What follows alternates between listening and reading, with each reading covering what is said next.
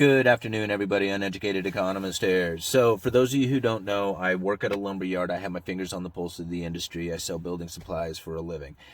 I put out a lumber update video at least once a week, but lately it's been twice or even more a week because of how quickly the lumber prices have moved. And wow, have they ever. Just to kind of put it in a comparison, half-inch CDX is a very common building product. It's like the sheathing that goes on the building. It's the skin. So like if you got a skeleton of the building, like the 2x4s, then the sheathing that goes on the outside, that's the half-inch CDX. A lot of times, 7/16 OSB is a comparable product. Now, these two products have gone like crazy in price. And to kind of give you an idea, half-inch CDX I used to sell for around $18 to $22 a sheet. Today it's at $55.35. And a lot of people are coming to us and they're asking why are the prices so high? Who's gouging the prices? Who's making the money? Obviously there's somebody making money here, and it's not the loggers. Okay, there has been a lot of stuff that has taken place over the course of the last year and 2 years and even 3 years, and leading up to all this stuff.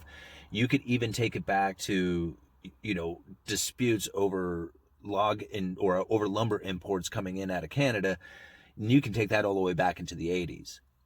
But a lot of people are just blaming it straight up on COVID. They're saying COVID is the reason. This is, if it wasn't for COVID, everything would be fine. The lumber prices wouldn't be this high. It's because of COVID. Now, I disagree. And I think a lot of people who have followed my channel throughout the years probably disagrees as well. And now I went back and I looked through some of my past videos, and I went and found some all from 2019. Remember, COVID hit in March of 2020 or just before that. So all these videos were all prior to COVID. Like there was no worries about COVID when I made these videos.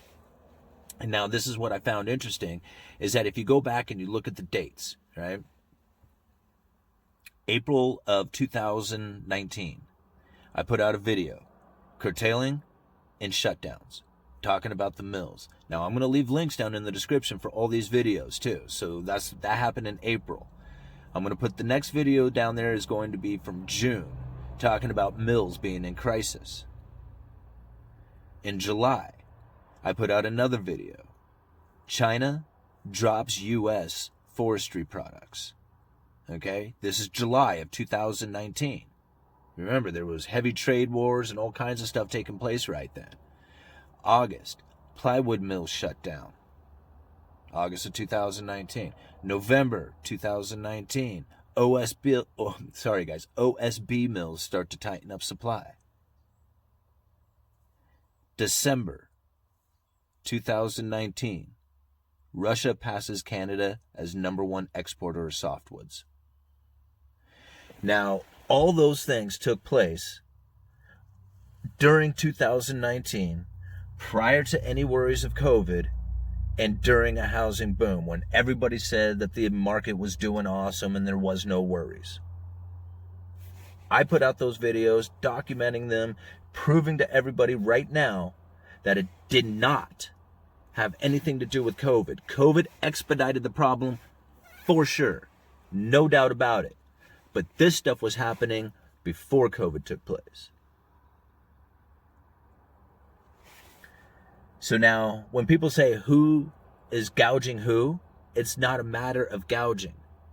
Okay? What happened is there was a supply chain breakdown. The way that things were circulating as a global commodity, a global product, quit operating that way. The United States has a lot of timber. A lot of it. Canada has a ton of timber. If the United States has a lot, Canada has a whole lot. In Russia, they have a whole lot.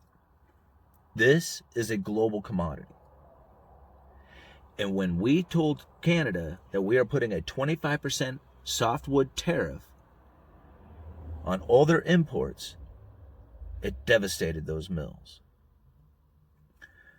Up in Canada, they had an issue with a beetle. That beetle was killing off a lot of trees. Their government said, let's lower the stumpage fees, which is basically what the loggers are charged to log. And it made those trees very cheap, and the mills were able to mill a lot more lumber.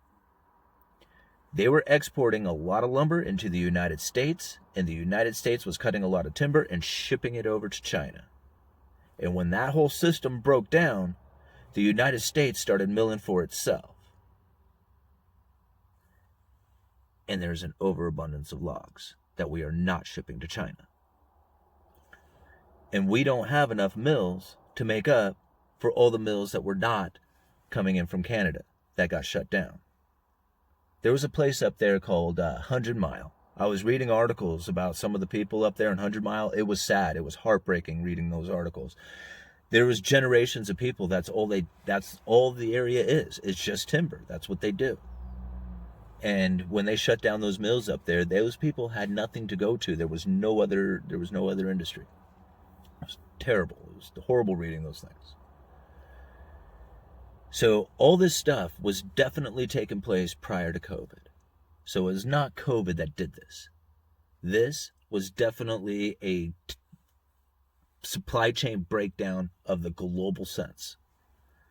And once those trades shift, once China starts buying from Russia, it's not like it's like, oh, okay, well, you guys are back up in business. Oh, okay, well, that's what happens. They're like, yeah, well, whatever.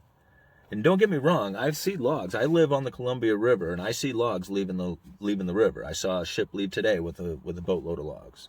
So they do ship out of here. It's not like, they cut us off completely, but not in the same sense that they were. And I'm sure things are starting to open up again, and more trade is starting to take place. But when people say, what's the problem here? It's a lot of stuff. I mean, I just briefly covered some of the things.